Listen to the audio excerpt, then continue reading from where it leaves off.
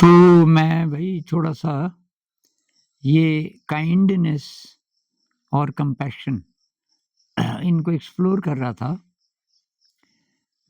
कि एक तो क्या कैसे इनको डेवलप करें, क्योंकि इनका रोल बहुत बड़ा है ज़िंदगी में जो ख़ास-ख़ास चीज़ें हैं रिलेशनशिप को लेके और खुशहाल ज़िंदगी के लिए, मतलब अच्छी मेंटल स्टेट के लिए, तो उसमें इनका रोल बहुत बड़ा है।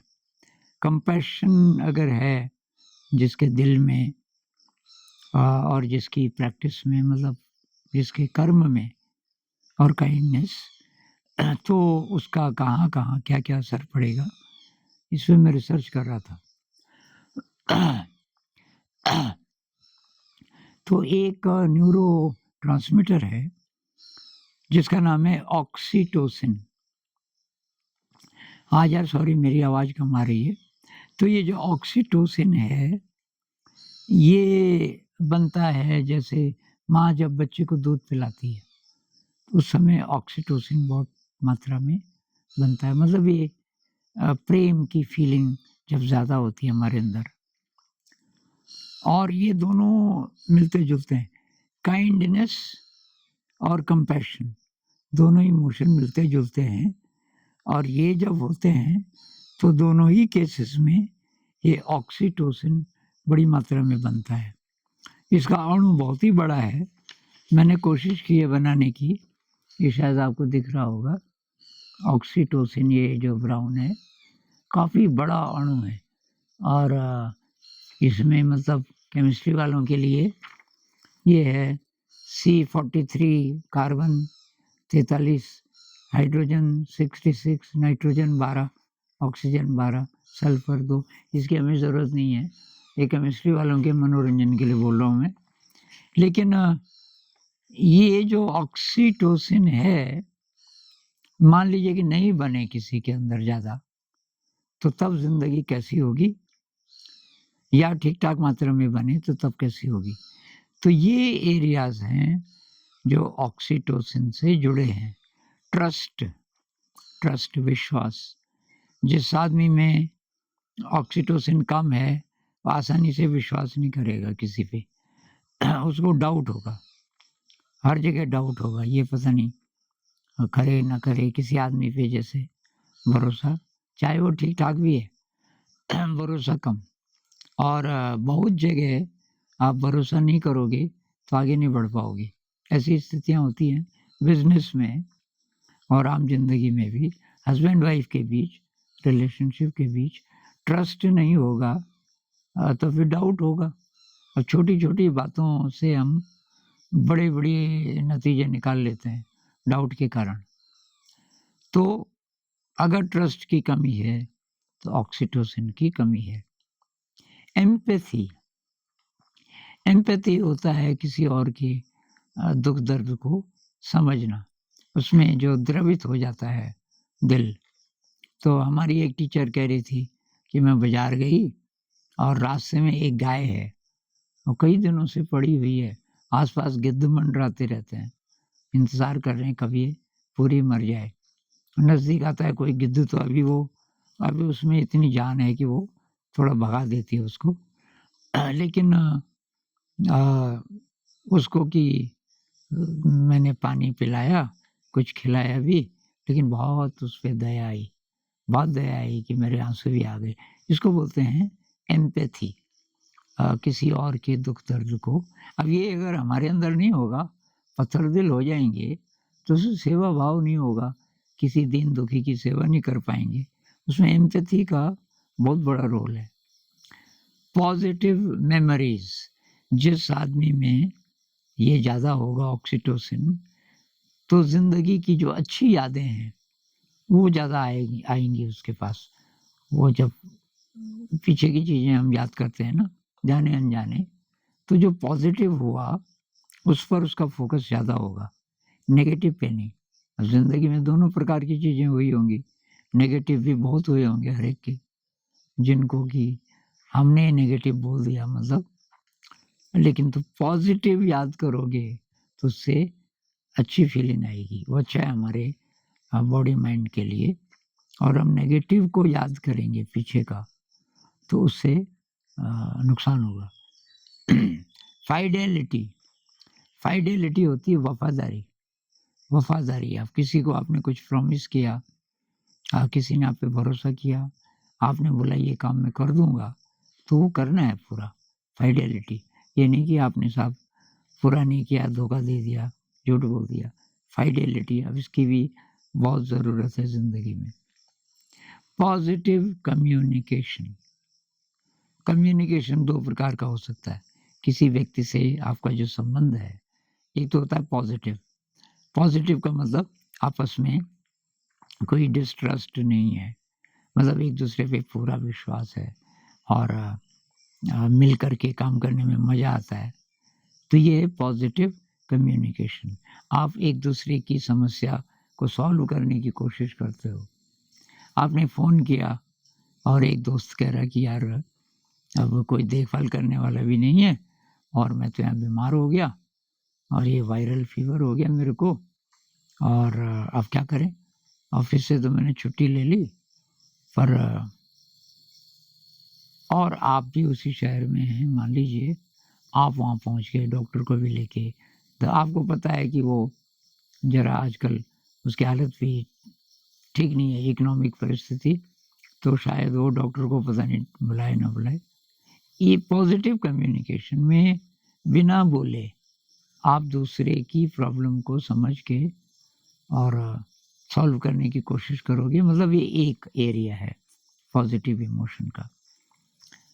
बॉन्डिंग, बॉन्डिंग का मतलब किसी के साथ जो ये दोस्ती बनती है, किसी के साथ पटती है हमारी, क्योंकि उस पे पूरा विश्वास है। तो ये बहुत ही ज़्यादा ज़रूरी चीज़ें हैं ज़िंदगी के लिए, और ये तब होंगे जब हमारे अंदर ये ऑक्सीटोसिन की मात्रा ज़्यादा होगी।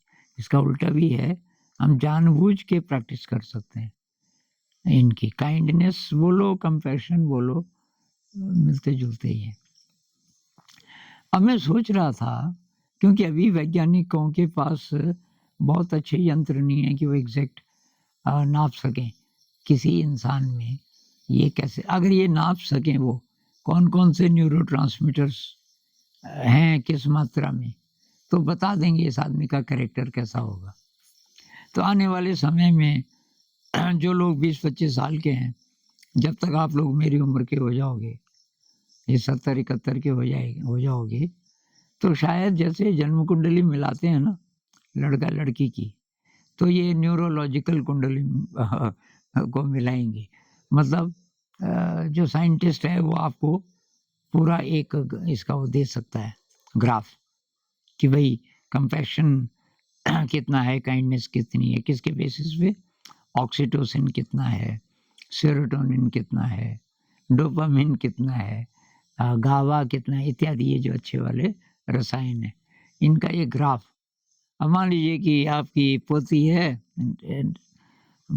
पोता है, आप बूढ़े हो गए 70-75 साल के, और वो कहती है कि मैं ऐसे व्यक्ति से शादी करना चाहती हूँ जिसमें कंपैशन हो, जिसके दिल में कंपैशन ही नहीं है, काइंडनेस ही नहीं है, उससे मैं शादी नहीं करूँगी। तो तब क्या होगा? तो लड़का और लड़की का जो न्यूरोलॉजिकल जो है चार्ट, और उसको कंपेयर किया जाएगा, दोनों देखेंगे, दोनों पार्टीज़। ऐसा हो सकता है, मतलब मैं अनुमान लगा रहा हूँ, क्योंकि जो लोग 25 के हैं, 75 पे पहुँचेंगे, मतलब 50 साल बाद की बात। तब 50 साल में तो विज्ञान कहाँ से कहाँ पहुँच जाएगा। अब जिन लोगों का विश्वास है, हो सकता है वो ज्योतिष वाली ये जो जन्म कुंडली होती है ना, ये भी मिलाएँ। कुछ लोगों का उसपे विश्वास होता है, कुछ का नहीं होता, लेकिन ये ज़रूर मिलाएँगे, क्योंकि इससे एक्चुअली व्यक्तित्व का पता चलता है। अब सबसे बड़ी बात ये है कि हम अपने आप को पूछें, भाई मेरे अंदर ये कंपैशन कितना है? करुणा का भाव कितना है? काइंडनेस कितनी है? अगर आपको लगता है कि कम है, तो इसकी प्रैक्टिस करनी पड़ेगी। तो इसकी प्रैक्टिस के लिए एक बेस्ट तरीका है कि छोटे बच्चों के साथ और खासकर जानवरों के साथ आप जानवरों को कैसे ट्रीट करते हो। मुझे भी लगा कि मैं जानवरों को बहुत ज़्यादा प्यार से ट्रीट नहीं करता। कुछ दिन पहले मुझे ये बात पता चली। तो अब मैं अगर अच्छे तरीके से ट्रीट करने लग जाऊँ जानबूझ के, तो धीरे-धीरे उससे ये काइंडनेस की प्रैक्टिस होगी। और काइंडनेस कहो, कंपैशन कहो, जहाँ-जहाँ मौका है, अगर हम उसका फ़ायदा उठाएँ, अंदर से फीलिंग आ रही हो, नहीं आ रही हो, कोई बात नहीं।